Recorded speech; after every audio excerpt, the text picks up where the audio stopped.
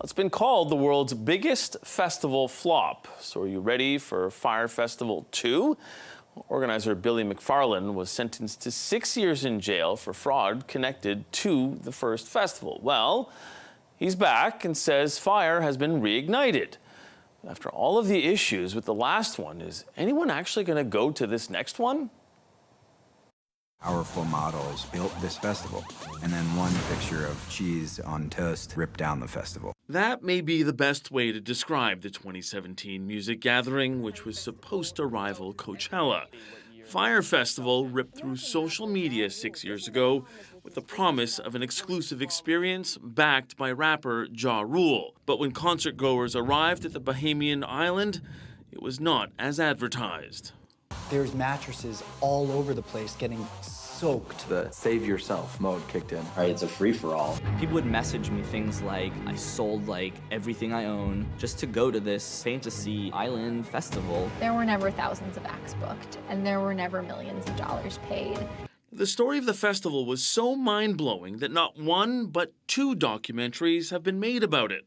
Despite being convicted of fraud connected to the festival, Billy McFarland proudly announced Fyre Festival 2 is coming. What's up, guys? This is a big day because as of right now, Fyre Festival 2 tickets are officially on sale. You heard right. After serving 4 years in a federal prison, McFarland is out and planning the sequel. He says he had a moment of clarity during his time in solitary confinement. I wrote out this 50-page plan of how it would take this overall interest and demand in Fyre and how it would take my ability to bring people from around the world together to make the impossible happen. That is the million-dollar question, especially considering how many people have already been burned by the first version. Many see McFarland as the ultimate snake oil salesman, something he acknowledges. I've cried alone in solitary confinement for 10 months. I've ruined the lives of family and friends, so it's going to be a 20-year mountain to try to climb, and I might not make it. So, will people give this version of the festival a shot, or will Fyre Festival be snuffed out again? All right, so here's the question we've been asking you all day. Do you think anyone will go? Overwhelmingly, 83.5% of you say no, 16.5% of you say yes. Let's bring in Frankie and Sunira. Sunira, let's start with you on this one. So, is anybody going to Fyre 2.0? I guess I thought the polling would actually go the other way. I think people are going to go to this thing. Why? I don't know, but I think that there is a lot of interest in the documentary. I watched it with a lot of interest. I think most of us did because, I mean, it was this promise of luxury. It was a promise of partying on a Bahamian island once owned by Pablo Escobar. And the promo video with major supermodels, of course, and huge acts that were promised to be there. So, I mean, this is a story that is almost, it's just stranger than fiction. It's better than fiction. And I think there are people out there, especially in this age of consumer, what are we consuming most of all? It's content. People want content for their Instagram feeds. I think this is going to be something that there are going to be influencers abound that will absolutely want to check this out, even if there's a big price tag associated with it.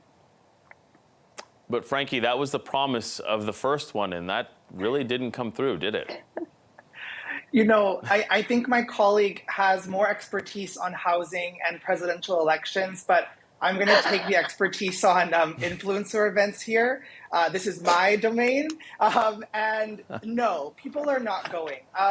This man can't even tell the truth about how long he was in solitary confinement for. Why was he in solitary confinement? You're not allowed to be in solitary confinement for that long. I don't believe a word that he says. I do not believe the festival's coming back. How are tickets on sale before we have any confirmed people going? How are tickets on sale when we haven't paid back $26 million to the first people who bought tickets to the event? Don't get me wrong, people will be interested, but if Fyre Fest 2.0 happens, then it's another episode of Black Mirror that I will be shocked to be living in. You're constantly throwing back to Black Mirror. Okay, let's take a look at the festival. First of all, we do have some stats. When you said who would buy tickets, well, there are reportedly already the first 100 tickets sold. So it is taking place somewhere in the Caribbean in 2024. Tickets range from $675 all the way up to $10,000. Not sure what you get with that. Let's remind you a little bit about Billy McFarland as well. So he pleaded guilty to those fraud charges, defrauded investors and customers of $26 million, sentenced to 6 years in prison in 2018. He was released in May of 2022. So Sunira, when you consider that people have already signed up for this and people are already paying money to go and do this, reportedly, because it's according to their own website here that the first 100 tickets have been sold. I mean, can you even believe that, I guess, is the first question. I think that probably should be approached with a bit of suspect for sure. I mean, I don't know that we should be trusting any of those figures. But I'm going to double down here, even though this isn't my level of expertise. I agree there.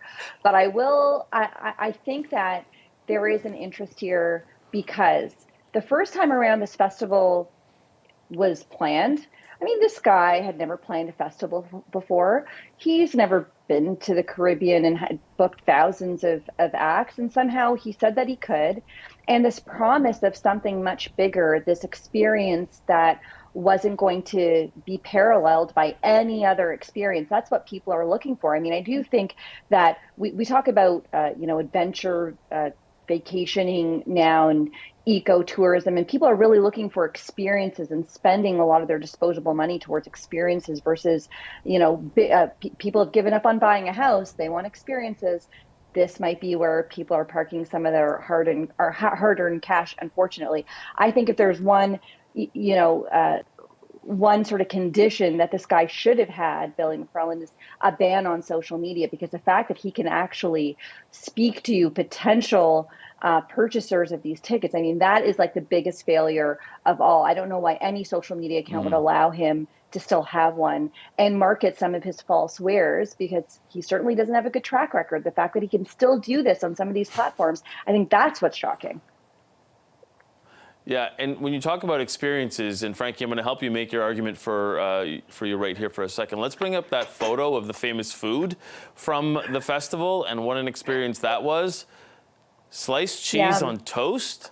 I mean, yeah, okay, you say yum.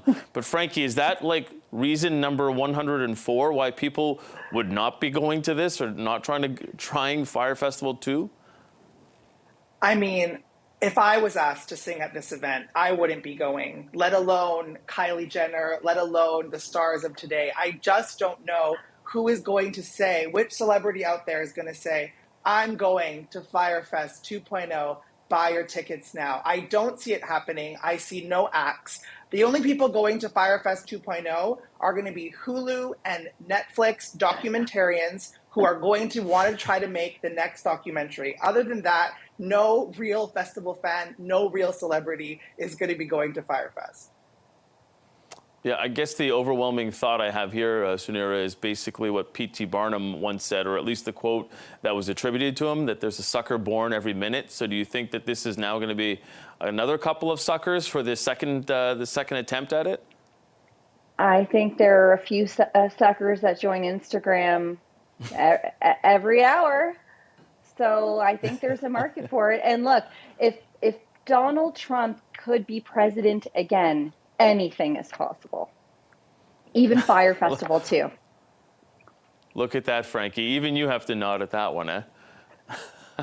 Again, it's the duo Black Mirror episodes. Yeah. Okay, we're almost done in this episode. We're going to take one more commercial break, but don't forget we do have our closing arguments coming up. And right before that, it's our hot take, and it's about what's for breakfast.